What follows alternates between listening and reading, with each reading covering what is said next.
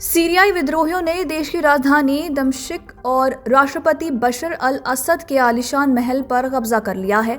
59 वर्षीय तानाशाही राष्ट्रपति बशर अल असद युद्ध प्रभावित देश सीरिया को छोड़कर मॉस्को पहुंच गए हैं, जहां उन्हें रूस द्वारा शरण दी गई है। तो वहीं अमेरिका ने विद्रोहियों के कब्जे के बीच सीरिया में इस्लामिक स्टेट यानी कि ISIS के ठिकानों पर कई हवाई हमले किए हैं। अमेरिकी सेंट्रल कमांड ने कहा है कि उसके सुरक्षा बलों ने रविवार को मध्य सीरिया में इस्लामिक स्टेट के ठिकानों पर दर्जनों हवाई हमले किए। इन अमेरिकी हवाई हमलों का उद्देश्य युद्धग्रस्त देश में इस्लामिक स्टेट से फिर से उभरने को रोकना है। इस ऑपरेशन में B-52, F-15 और A-10 सहित कई अमेरिकी वायुसेना के बलों का उपयोग करके 75 से भी अधिक टारगेट पर हमला किया गया है। सीरिया में ISIS के बढ़ते वर्चस्व को रोकने के लिए अमेरिका आगे भी हमला जारी रखेगा। जनरल माइकल एरिक कुरिल्ला का कहना है कि इसमें कोई संदेह नहीं होना चाहिए कि हम ISIS को पुनः संगठित होने और सीरिया में वर्तमान स्थिति का लाभ उठाने की अनुमति नहीं देंगे। इसके साथ ही उन्होंने कहा कि सीरिया में सभी संगठनों को पता होना चाहिए कि यदि वो किसी भी तरह से ISIS के साथ साझेदारी करते हैं या उसका समर्थन करते हैं तो हम उन्हें करारा जवाब देंगे। राष्ट्रपति के देश छोड़कर भागते ही सीरिया में विद्रोहियों ने सैकड़ों कैदियों को रिहा कर दिया, जो असद के शासन के दौरान दशकों तक जेल में बंद रहे थे। जश्न के इस माहौल में कुछ लोगों ने दुकानों में तोड़फोड़ भी की थी। विद्रोहियों द्वारा कर्फ्यू घोषित किए जाने से पहले शहर के लोग जरूरी सामान लेकर चले गए। सीरिया के विभिन्न हिस्सों में असद और उनके परिवार के पोस्टर्स, बैनर और मूर्तियों को गिरा दिया गया और उन पर तोड़फोड़ भी की गई। तो वहीं संयुक्त राज्य अमेरिका ने सीरिया में दर्जनों एयर स्ट्राइक किए हैं।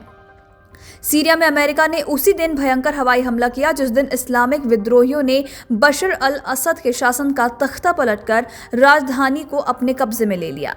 तो वहीं आपको बता दें कि रविवार यानी कि 8 दिसंबर को बशर अल असद ने अपने परिवार के साथ देश छोड़ दिया और भागकर रूस की राजधानी मॉस्को पहुंच गए। तो वहीं विद्रोहियों का कब्जा होने के बाद सीरिया से 5 दशक से चल रहा असद परिवार का शासन खत्म हो गया है। इस घटना के बाद अमेरिकी सेना ने बयान जारी कर कहा है कि उसने मध्य सीरिया में 75 एयर स्ट्राइक किए हैं। अमेरिकी सेना ने अपने भयंकर एयर स्ट्राइक में आतंकवादी ग्रुप ISIS के ठिकानों को अपना निशाना बनाया है। सीरिया में ISIS का गढ़ हुआ करता था। बता दें कि सीरिया में मुख्य विद्रोही ग्रुप हयात तहरीर अल शाम यानी कि HTS के चीफ अबू मोहम्मद अल जुलानी भी ISIS से जुड़ा था।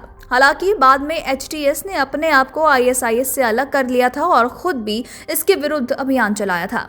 आपको बता दें कि अमेरिकी सेंट्रल कमांड ने एक आधिकारिक बयान जारी करते हुए ये बताया है कि इसने 8 दिसंबर को मध्य सीरिया में ISIS के ठिकानों और आतंकियों को निशाना बनाते हुए दर्जनों एयर स्ट्राइक किया है। बयान में कहा गया है कि ये हमला उस मिशन के एक भाग के रूप में किया ताकि आतंकवादी ग्रुप को बाहरी ऑपरेशन करने से रोका जा सके। उल्लेखनीय है कि ISIS के ठिकानों पर किए गए सटीक एयर स्ट्राइक में अमेरिकी वायुसेना ने B-52, F-15 और A-10 सहित कई विमानों का इस्तेमाल किया है।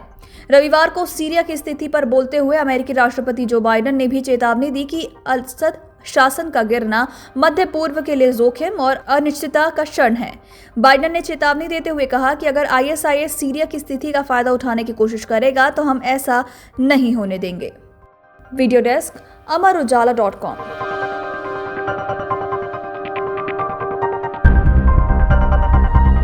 अगर आप ये वीडियो YouTube पर देख रहे हैं तो हमारे चैनल को सब्सक्राइब कर बेल आइकन दबाएं और Facebook पर देख रहे हैं तो हमारे पेज को लाइक करें। 8 मिलियन प्लस सब्सक्राइबर, आपके इस भरोसे के लिए बहुत धन्यवाद।